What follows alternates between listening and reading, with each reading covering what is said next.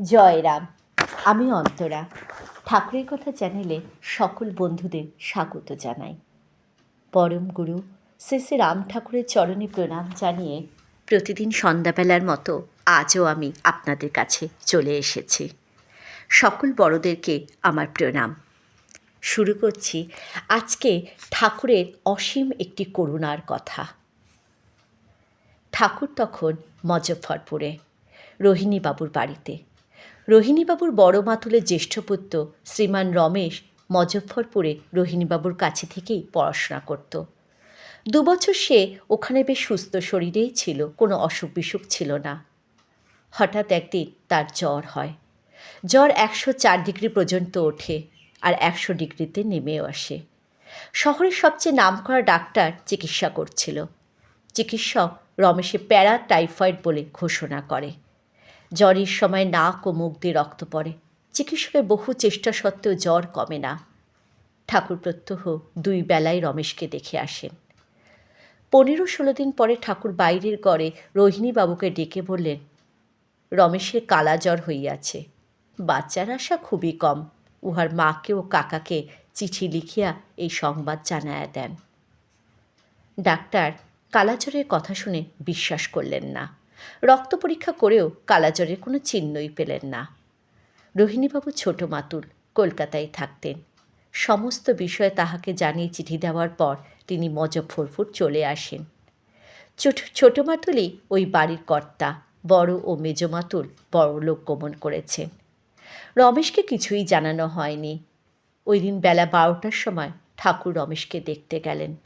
তখন রমেশ প্রায় 104 ডিগ্রি জ্বরের যন্ত্রণায় ভুগছে।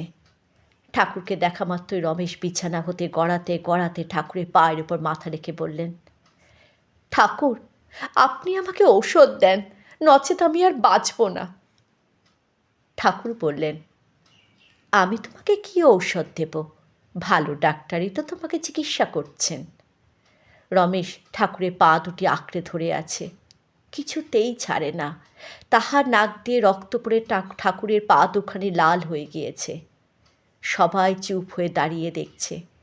অবশেষে ঠাকুর রমেশকে বলে, বেশ, তোমাকে আমি ঔষধ আনিয়া দেব। এই আশ্বাসবাণী শুনে রমেশ ঠাকুরের পা ছেড়ে দেয় এবং অন্যদিকে মুখ ফিরে শয়ন করে।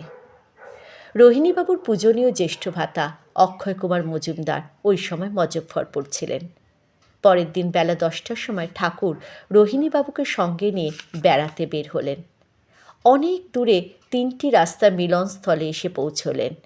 ঠাকুর জিজ্ঞাসা করলেন, রাস্তা 3টি কোনটি কোন দিকে গিয়েছে? রোহিণীবাবু বললেন, একটি শহরের দিকে, একটি দ্বার ভাঙার দিকে, অন্যটি জঙ্গলের দিকে গিয়েছে। ঠাকুর রোহিণীবাবুকে বললেন, বাসায় ফিরিয়া যান, আমার ফিরতে বিলম্ব হইবে।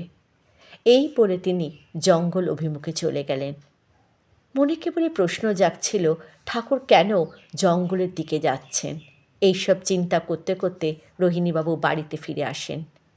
সন্ধ্যার সামান্য পূর্বে ঠাকুর গৃহে ফিরে রোহিণীবাবুর হাতে একটি শিকড় দিয়ে বলেন, এই শিকড়টি চন্দন পাটায় ঘষে 1 তোলা পরিমাণ রমেশকে খাওয়ায়া দেন।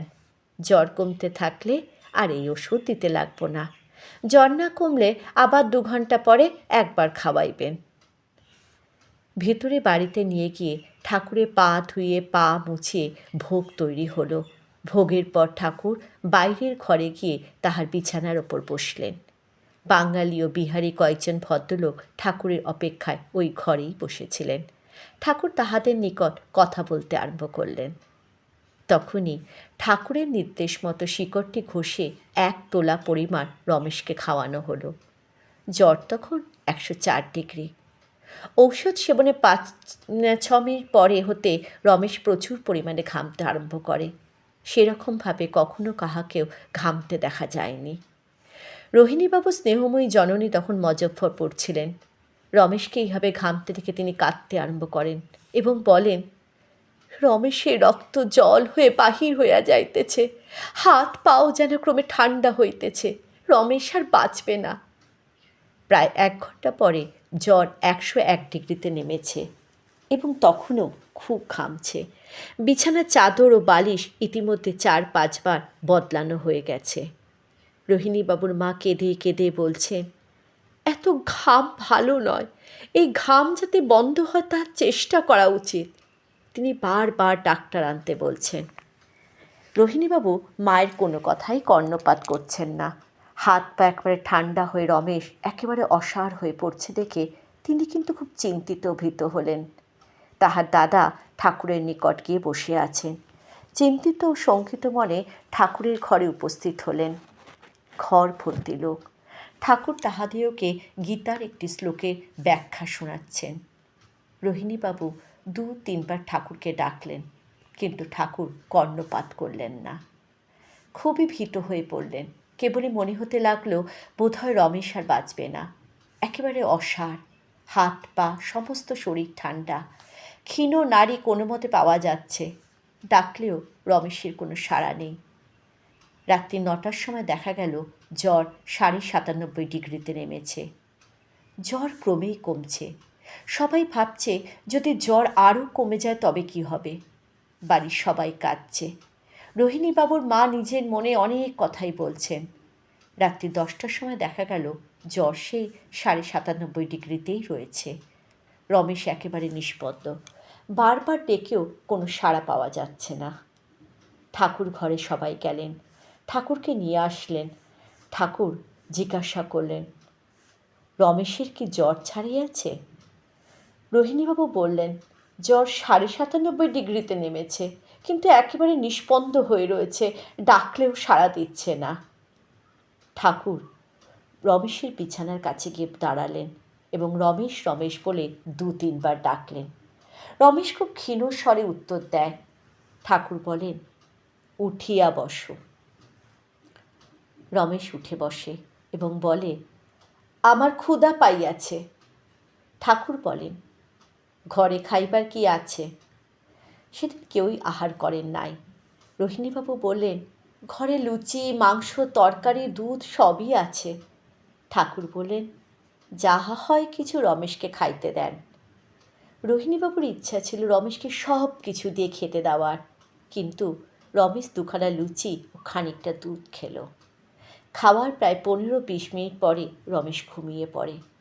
রাত্রি 11টা বেজেছে। ঠাকুরের ভোগ হয়নি, কাহারও আহার হয়নি। রমেশ ঘুমালে নিশ্চিন্ত মনে প্রথমে ঠাকুরের ভোগ দেওয়া হয়, পরে সকলে আহার করে নিশ্চিন্ত মনে ঘুমিয়ে পড়ে।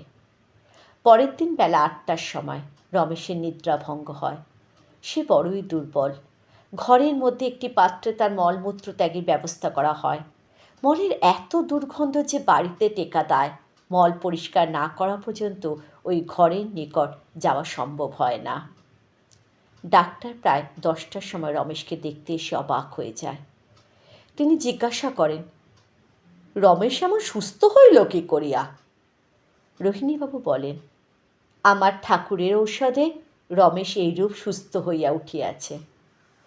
ডাক্তার রোহিণীবাবুর কথা বিশ্বাস করলেন বলে মনে হয় না। 2-3 দিন পরে রমেশ বিদ্যালয় যেতে আরম্ভ করে। তাহার শরীরে আর কোনো দুর্বলতাই নেই। এইভাবেই ঠাকুরের অসীম করুণাতে রমেশ ওই ভীষণ ব্যাধির কবল হতে রক্ষা পায়। আজ সে doctor Shri Rameshchandra Raychaudhuri, DMS, Bagbazar street, কলকাতায় প্রসিদ্ধ। জয় রাম, জয় গোবিন্দ।